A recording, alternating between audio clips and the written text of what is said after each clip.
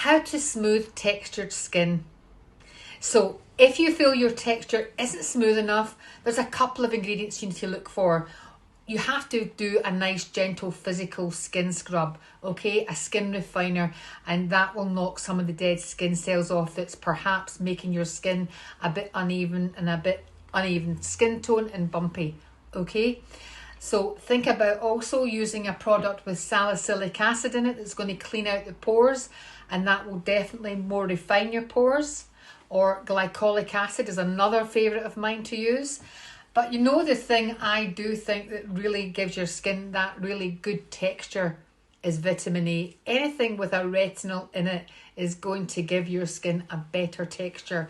And finally, look, texture is fine. You know, we've all got texture in our skin. We've all got open pores or stuff like that going on.